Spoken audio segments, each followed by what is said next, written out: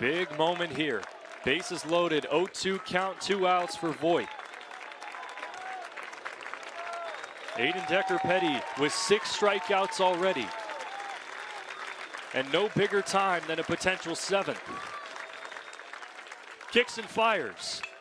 Fly ball, left field. Back goes Taylor on the warning track at the wall and makes the catch right up against the wall.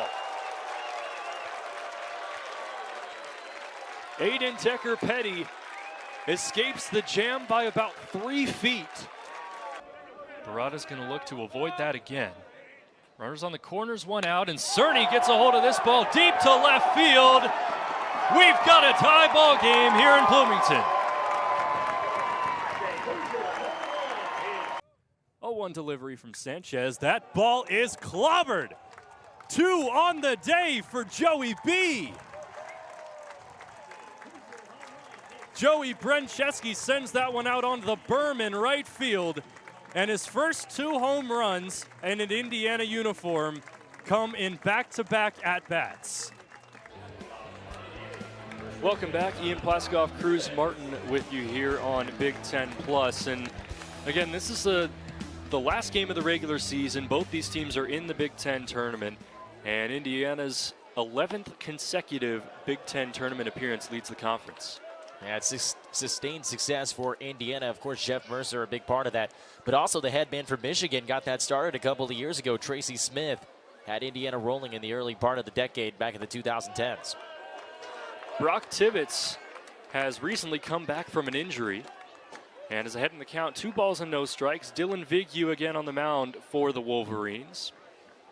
Tibbetts was a key piece early in the season offensively for Indiana. That ball is behind him and grazed him on the back, so a leadoff base runner for Indiana.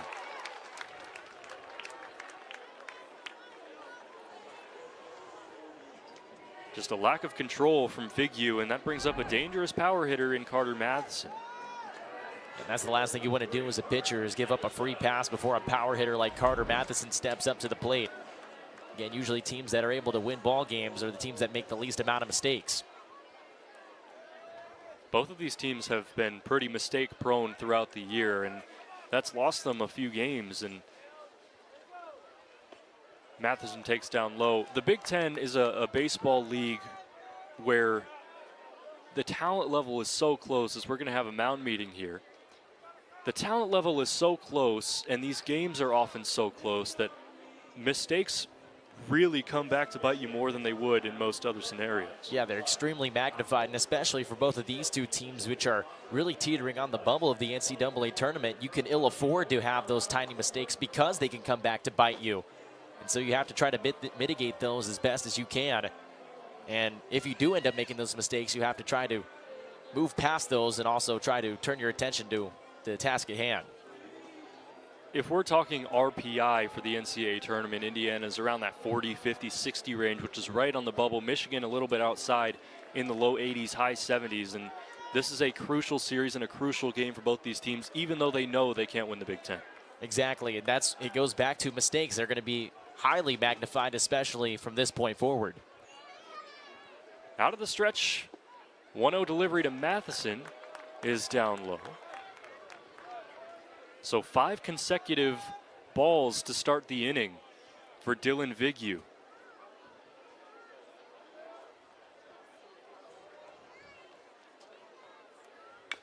Matheson fouls it and then on the bounce hit the backswing. I don't think he could try that again if he tried. Or do that again if he tried, I should say. A lot of things timed up perfectly for that foul ball. Still ahead in the count, 2 balls and a strike. Nobody out here in the bottom of the second inning. Matheson fouls it into the glove of Lightgeb. And the count evens up 2-2. Matheson, a guy that struggles with the strikeout. Grounds it to the left side. Backhand play by Dernetti. Throw to first is late. Infield single for Carter Matheson. And now in the second inning, Indiana's got runners on first and second again, but this time nobody out. That was a great hit by Carter Matheson right towards the gap. That was going to be a really tough play to try to turn your body and throw it all the way to first by Dermetti. Now Indiana has something cooking right here. Again, like you said, he had no outs. They had first and second in the first inning with 2 outs and stranded them. Now it's up to the bottom of the order, which has been productive throughout the year. Jake Stadler in the batter's box, Jason Oliver on deck. Stadler squares to bunt, pulls back, and takes a called strike.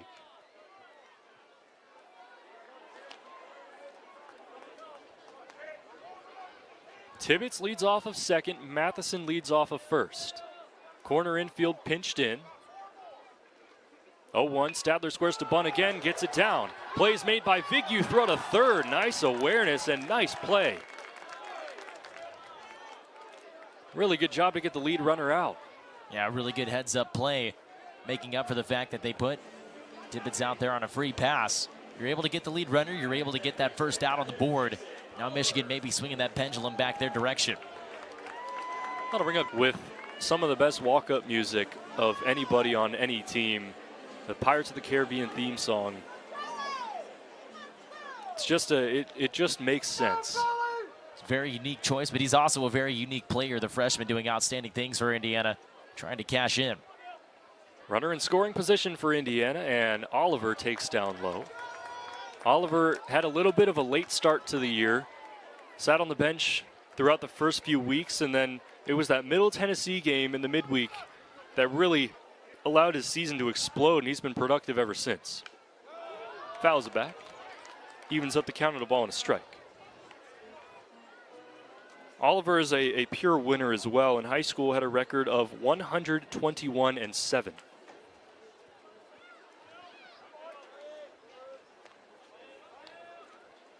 Looking to capitalize as Indiana's got Vignew in a little bit of a jam, and Oliver takes a big swing, comes up empty. And this is a big pitch coming up right here for Vignew. And there's a big difference between having 2 on with only, bases loaded with only 1 out and only 2 on with 2 outs. 1-2 delivery. Misses outside and in the dirt. Count even, 2 balls and 2 strikes for the freshman second baseman, Jason Oliver.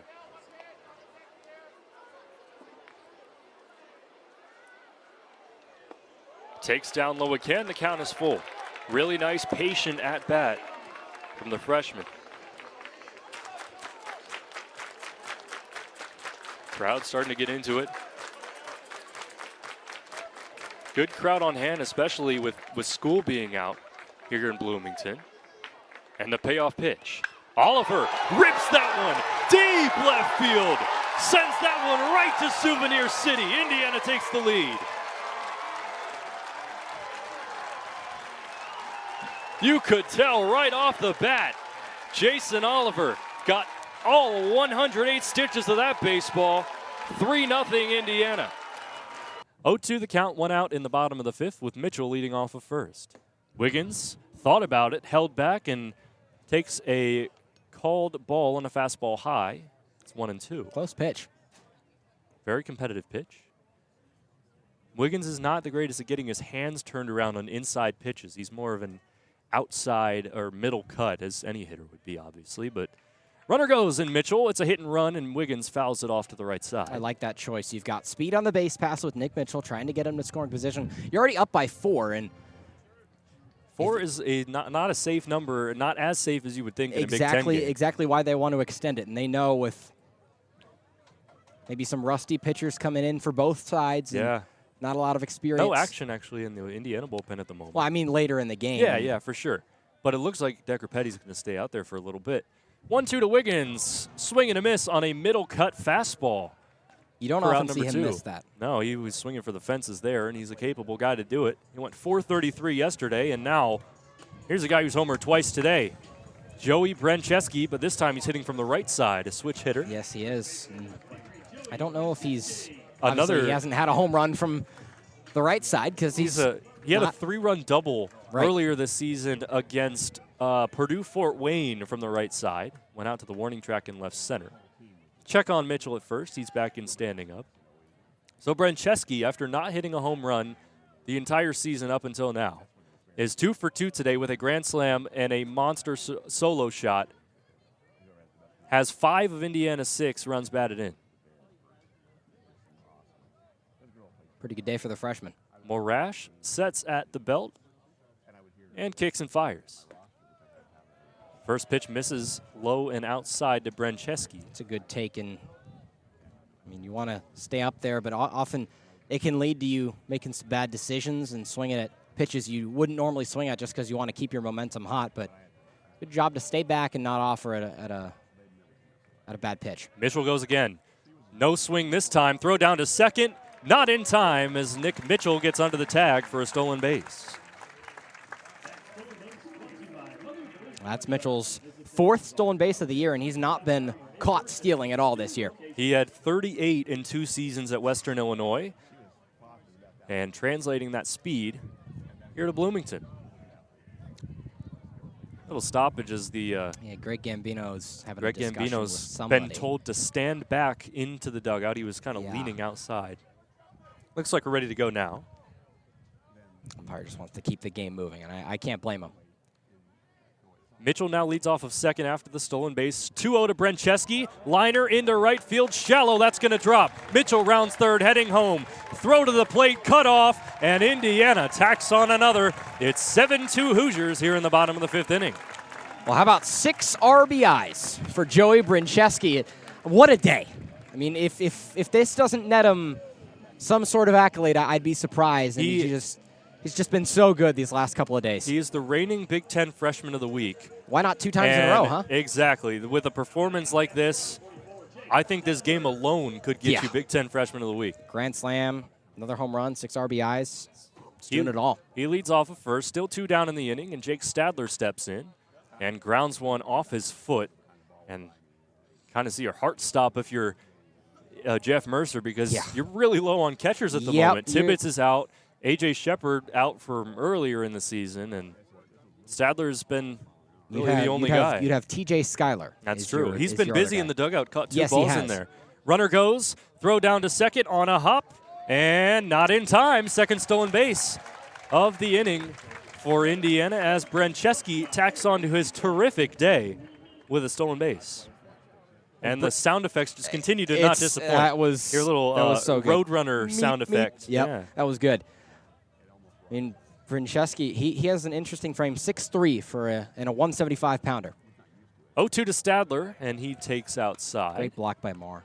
Stadler has struck out once and flown out to the deepest part of the yard.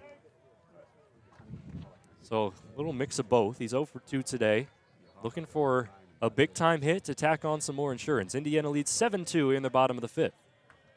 Out of the stretch, Morash.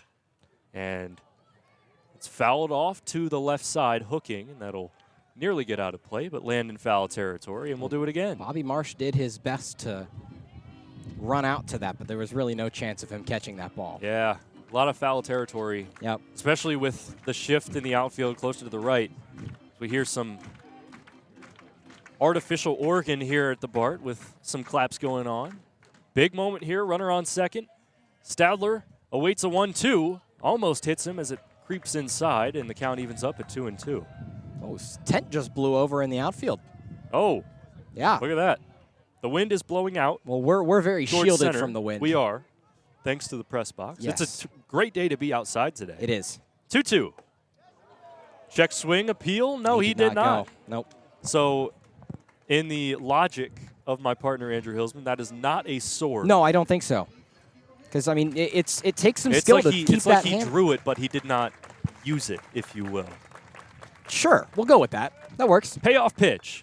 Stadler fouls it off again off his leg. And this is important to run Morash's pitch count up, and this, I mean, that's crucial. You want to get through the bullpen. Still nobody warming up in that Penn State bullpen. It is only see Ethan Phillips kind of getting loose in the Indiana bullpen. Another payoff pitch. Stadler rips one into center field, a base hit. That's going to score Brencheski, and Jake Stadler finally breaks through. It's 8-2 Indiana. Talked about a lot of positives. Now it's time to talk about some negatives. An ugly 3-0 loss to Ohio State to open Big Ten play. What were your overall reactions to that match, and how do you think they bounce back to the rest of the conference play this season? I think kind of like what I was talking about with Layla, this is a young team, and it's going to take them some time to adjust. And also, you're coming off a game against a Division III opponent. You win 9-0. You're feeling really good, and then you play a ranked Ohio State team that is just red hot to start the year. Now, also, you're not going to see too many players throughout the year like the Buckeyes' Kaylin Dudukovic. She was unbelievable, commanded the whole game offensively. But what really struck me from Indiana was the lack of poise offensively. They weren't able to control possession, lost the ball. That high press kind of got them fatigued, and then the counter came from the Buckeyes. So they'll settle in throughout the Big Ten season. Nothing to worry about too much yet because the season is still very young. But that Buckeye team is a really strong team. Quinn or Will, anything to add? What's going on, Hoosier fans? I'm Ian Plaskoff, bringing you another edition of the Hoosier Report. A lot happening in IU athletics last week, so let's dive right in. Let's start out on the hardwood, where the Indiana women's basketball team picked up their 11th consecutive win over the in-state rival Purdue Boilermakers, a 95-62 blowout win. Chloe Moore McNeil led the way with a career-high 22 points, but the biggest story of the day, Mackenzie Holmes passing Tyra Buss to become the all-time leading scorer in program history. 2,365 points on what was a special day inside Simon Scott Assembly Hall. Now, it's a little chilly here in Bloomington, but the IU softball team was soaking up the sun down in Clearwater, Florida, on their way to a 4-1 opening weekend. The Hoosiers picked up wins over number 15 Oregon, as well as Army, Kansas, and NC Central, with a lone loss coming to the number 5 Clemson Tigers in a 3-2 defeat. Some serious momentum for the Hoosier softball squad to start off their season. We'll bring it back to the hardwood to finish it out as the Indiana men's basketball team took on a raucous Mackey Arena crowd that helped propel the Boilermakers to a 79-59 blowout win over the Hoosiers. Zach Edey led the way with 26 points and 13 rebounds, and Braden Smith the perfect complement with 19 points of his own. Indiana starters shot 40% from the field, combining for 1 of 10 from downtown and committed 11 turnovers. Not the outing the Hoosiers wanted, but they'll be back hosting the Northwestern Wildcats here on Sunday. That's all we've got for you today here on the Hoosier Report. Make sure to check out all our socials and our website at thehoosiernetwork.com. For the Hoosier Network, I've been Ian Plaskoff. So long from Bloomington. What a game! Indiana with a 42-28 win here at Memorial Stadium. Ian Plaskoff, Andrew Hillsman here with WIUX Sports. Indiana put up 510 yards of offense, turned the ball over 4 times, and won by 2 scores. Just an unbelievable performance, and it shows some improvement for the rest of the season. Well, like Coach Signetti said, if you build it, they're going to come. And this is a team that last year, you commit 4 turnovers, no way they win this game. This year, it looks a little different. You put up 42 on a Big Ten rival in your second conference game of the year. This says a lot about Indiana's team. Now, Indiana's front line defensively, 5 sacks, no turnovers in the back end, but they were able to stop Maryland whenever it was needed. And this crowd played a big part. 48,000 in attendance here at Memorial Stadium, and what felt like a real turning point in this program. Yeah, we just talked to some of the players, and of course, Coach Signetti mentioned it in the presser as well. And the fans made all the difference here today. Signetti said he doesn't know exactly how many points it's worth, but all the players were able to feed off that energy, and it made a big difference. All the players went over and celebrated with the fans after the game. So pretty cool scenes here in Bloomington, that's for sure. Indiana is 5-0 for the first time since 1967. The Hoosiers will likely be ranked in the AP poll on Monday. From Memorial Stadium, Ian Plaskoff, Andrew Hillsman signing off for WIUX Sports.